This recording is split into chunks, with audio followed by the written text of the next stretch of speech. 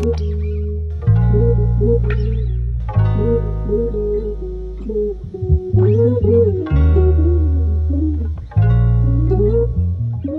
gosh, it's been a while, but it's been a while with purpose.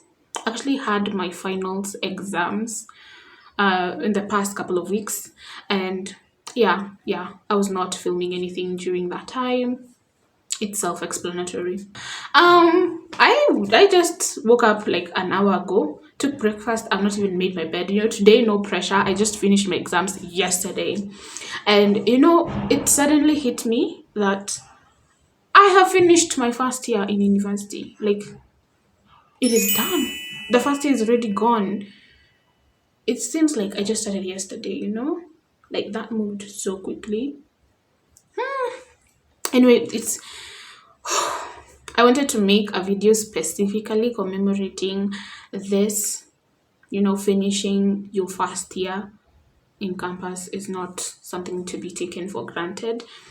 So I thought I'd just give tips that I've learned specifically during exam period, because I feel like that's the most important time in campus. That is what determines if, you know, why is it always so noisy? When I pick up my camera, that's when people on the road start making noise.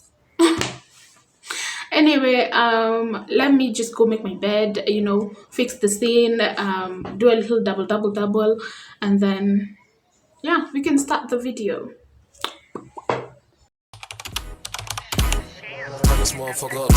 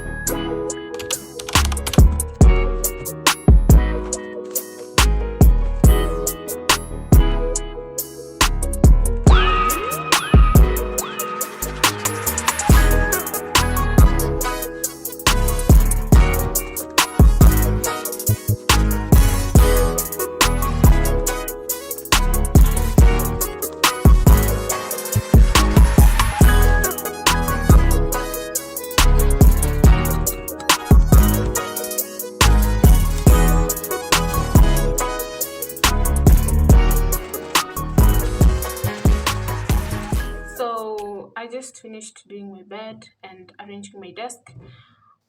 Should I put this on? I think it's better on, even though it's reflecting on my glasses. Yeah. Anyway, so I want to show you like a really quick rundown of my, get ready with me for like school, the way I used to do it. Even if I'm like running late, but I made sure I was never running late. Priorities. Anyway, yeah, I'm gonna just montage that. So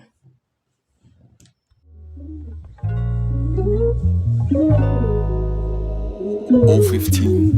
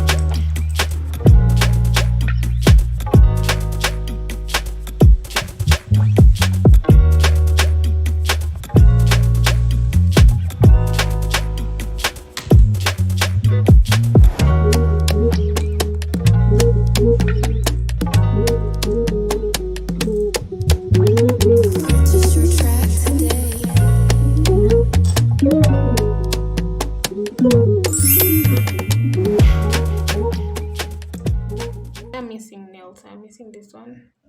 And this one got knocked off. And this one. So I'm seated here. I've already compiled my own list.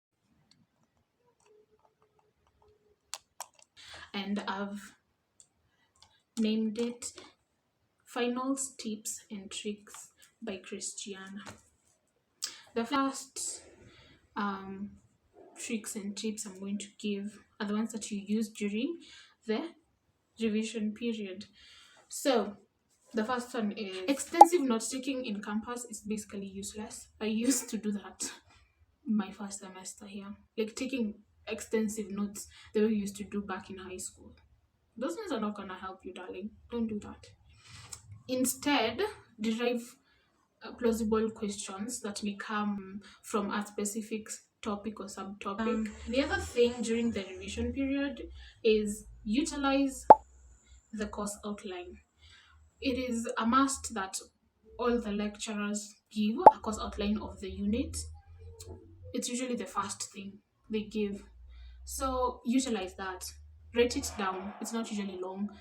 That gives you that will help you maneuver the entire course without being overwhelmed. It also helps you go through all the topics and not accidentally miss covering any, because you might get overwhelmed when you're switching from topic to topic haphazardly. You don't know how many topics there are in that topic. You're going to feel overwhelmed.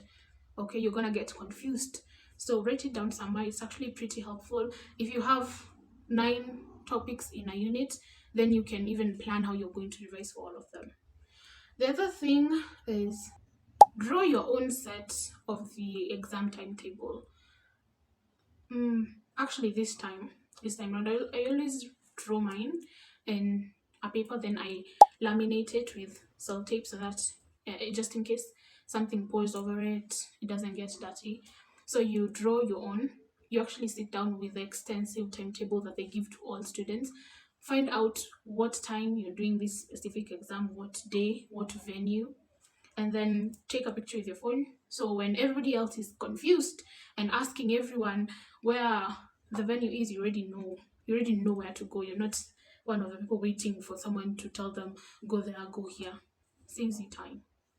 Because this time round, our class rep always draws up the timetable beforehand. He actually had mistakes in his timetable, and other people didn't know that those exams were not supposed to be done that day. So it led to a lot of confusion. But I already knew his timetable was wrong beforehand because I sat down with the original timetable and derived from it myself. Okay.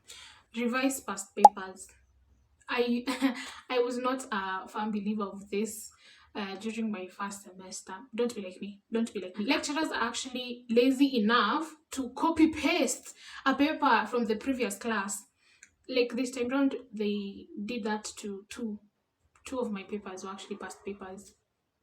Exact questions. They've not even changed the full stop. So yeah, go through your past papers.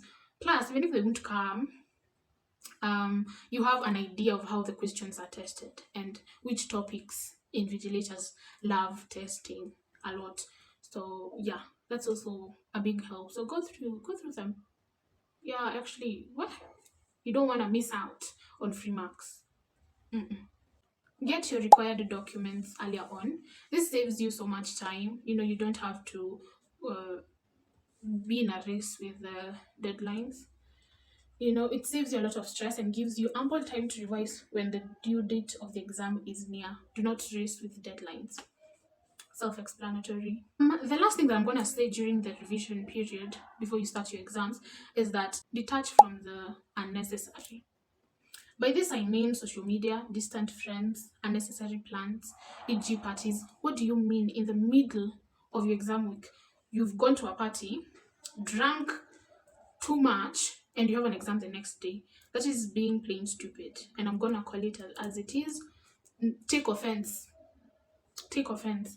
This is time to focus on your future and be selfish about it. Be selfish about it. Though I will say this: keep your close friends, family, and God nearer, because this is also a very trying and stressful time you're about to enter. You'll sometimes feel overwhelmed.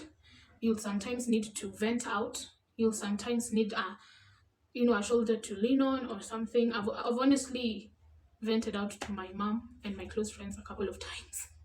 So yeah, you don't need everyone, but you need some people. But cut yourself off from the unnecessary things. You can block off notifications from apps like TikTok, Instagram, something that can lead to you getting distracted easily. And if your friends don't get that you need this time to actually focus on studying, those are not good friends. Check into that. That is not good. So let's enter the exam period. Now you've started your exams. Uh-huh. Sleep early, wake up early. Inadequate sleep, this is what I wrote actually. Inadequate sleep reduces your chances of actually being productive and fruitful in your exams. You don't need another battle with being drowsy during this period. The 2 to 3 hours of sleep will eventually catch up to you. Work smart, not hard. This is how I personally planned my hours. So 6 to 8 p.m. green zone, 9 to 11 p.m. is the orange zone, then 12 midnight to morning is the red zone. It would be a breeze to actually wake up at 4 if I slept at 6 or 7 p.m. because I'd have 10 hours locked in of sleep. Are you getting that? Actually, waking up at 4 doesn't have to feel like you're about to die. Okay? The earlier you sleep, the earlier you wake up. It's true, and it makes it so easy. Maneuver according to when you read best. There are morning people, there are evening people. So if you like night studying and you want to last minute reading, I'm assuming you're not reading the whole unit in one night. And even if you are, what, what are you doing? Anyway, if you want to study last minute, you can study from 6 p.m. to around 10 p.m. And then you'd have 8 to 9 hours of sleep if you wake up at 7 a.m. And that's pretty early. It's about math. If I sleep at 6 p.m. and wake up at 6 a.m., that is 12 hours of sleep. Meaning I can still read before 9 p.m. and actually have time to prepare and commute to school. If you prefer reading in the mornings, you can sleep from 6 p.m. to 4 a.m. and have 10 hours locked in. Are you getting this? This is not even 8. This is 10 hours of sleep. And you've woken up at 4 a.m. Work smart, not hard. I would do that math. Okay, I'm not one of the people that can actually decide to sleep and sleep. This one actually takes time to actually get into your system, because I know we are night owls, but this period just, you need to do this for you. Not for me, not for anyone, do it for you. So for me, what works for me, what actually knocks me out, is taking a bath before I sleep, and then making sure I'm not hungry because I have acid reflux and I'll start getting heartburn, and then watch some ASMR. Pick out your clothes and the hairstyle you're going to do the next day beforehand, that night before you sleep. Pick out the clothes that you'll wear to school. Have a mental note of what hairstyle you'll do. You can even pick out the jewelry or the bag that you're going to carry. Pack it beforehand. Pick out the shoes. This actually, my girlies know this. I can actually stand there for 30 minutes, 30 full minutes, figuring my whole outfit, starting from my head to my toes. Okay? So when I plan my clothes the night before, preparing was such a breeze. I could do it under 30 minutes and I'm done. But the days that I do not do that, oh Lord, this one does not match with this. Had all of a sudden you cannot find your one sock, one shoe is missing, your hair is not hairing that day, whatever you're trying to apply is not working. Oh girl, or Mr. Mrs. or whatever, Mr. Just plan your clothes, your hairstyle, shoes jewelry the day before, or at least have a mental note of the things that you're going to do so that it helps you during that time so that you're not late. Do not be tempted to cheat. I actually have this saying: don't tell me you're smart enough not to get caught. Be smart enough not to cheat in the first place. The risk to gain ratio in cheating the exams, the finals exams, just doesn't make sense to me. It's Don't do it, because if you do it here, example in my university, and you get caught, you know, you get sent home for not less than an year. You can be sent home for 3 years. By the time you're coming back, the people you were with would have finished their studies in university. And during that time, if you are being financially aided by help or salaries and all that, they usually don't do it for the extra years. So it will be coming out of the pocket of your parents, and it's a very hefty amount. Paying for university is actually very expensive. You're actually giving the devil an opportunity to ruin your future, because you might have a paper that doesn't even have the answers to the question paper, and suddenly it gets wings and flies out of your pocket or whatever place you've stuffed it in, and falls onto the feet of the invigilator. Like, things happen, and you won't know how you get caught. And then they're always so anxious, they're always checking around where the invigilator is. They're very finicky and fidgeting. you know it's not worth it. The other thing is, don't be late. Try as much as possible not to be late. Plan your time effectively. It's okay when you're late to an exam, you get confused, and then you are most likely to butt heads with the invigilator, and it's just a lot happening at once. You might end up forgetting things that you already knew because of all the initial confusion.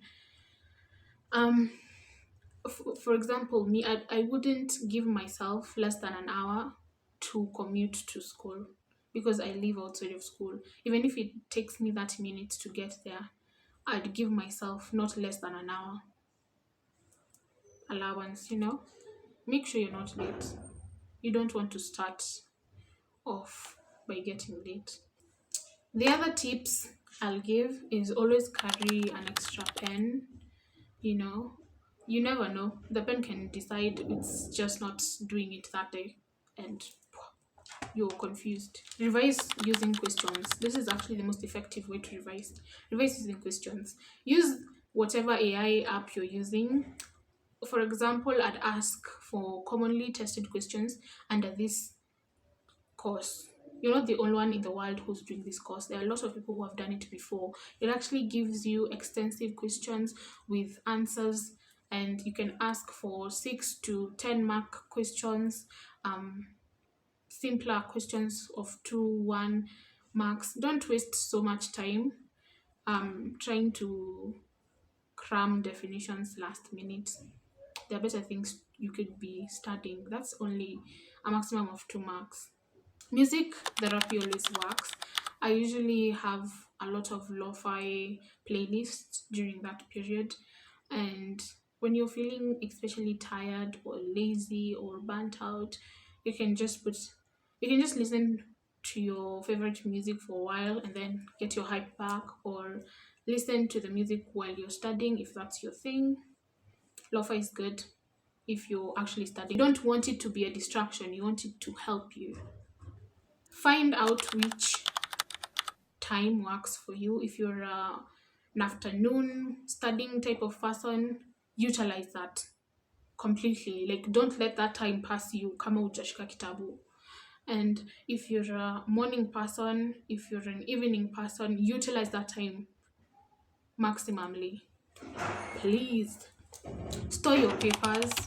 I actually don't understand why people throw away their cards and exam papers. I get in university that once you're done with a unit, it's done, but you are helped by somebody's past paper why not store that for someone else? Okay, this is a tip for when you're feeling lazy and you don't feel like studying. Just tell your mind to study for 10 minutes. Makes it look so doable. Like, I just have to do this for 10 minutes. Fine. And then you may or may not find yourself studying for even longer, or even if you just study for the 10 minutes, you've at least done something. This is when you're at your very lowest and you don't even feel like seeing a book. It's better than nothing. Have a correction tape. Let me show you what it is. Let me go get the 3 examples that I want to show you. So I'm back. I got the correction tape in question. This is the one that I'm talking about. So you just do this motion on your paper and it just, corrects. It covers the place that you've done an error, and then you just write on top of it. You don't have to wait for it to dry up, and it's not expensive. This one is even the tiny one. It's the size of my little finger. They're usually longer ones. It's actually, this one is 5 meters, and it's actually lasted quite a while. Then there's the correction pen. This is the second best thing out there. It's actually the version that is harmful to the environment because it contains methyl cyclohexane. But it's the second best thing out there to correct your mistakes in your exams. It dries faster and it looks like a pen, so there's no dripping all over the place. Second best thing. um and then there's the container one. This one is the water-based one. This one is, I don't even carry this to my exams. I'd rather just use a ruler. I just have it around for when I have time and I'm in my house and I'm doing my notes under no time constraints or something, because it needs a lot of time to dry up. It can cause a huge mess. But if you're used to it, it's better than nothing. So yeah, I just put that tip out there so that I can advertise this. More people have to start using this because it's the most effective thing you can have in your exams. What do you mean? It just takes you like seconds. Done. Think about it. You can even get it for like 70, 60 shillings. I know I'm not the best at filming outros just because I always fumble with my words. But I am grateful. I am grateful from the bottom of my heart, for you guys, for the people who watch and come back, for the people who comment, who like, to also my silent watchers out there. Um, Thank you. Thank you. You actually do help. That one like, that one comment actually helps. It makes this seem worthwhile, you know? Putting yourself out there, giving your part of your life to the internet is a really big step that I took in the beginning of this year. This is to the beginnings, this is to the growth, this is to me learning, me getting better equipment, better angles, better editing skills. It's one step at a time. Even to you who is new to my channel, thank you for watching. I hope that you stay tuned, you subscribe, you like, you enjoyed watching. Yeah, thank you so much. See you in the next vlog.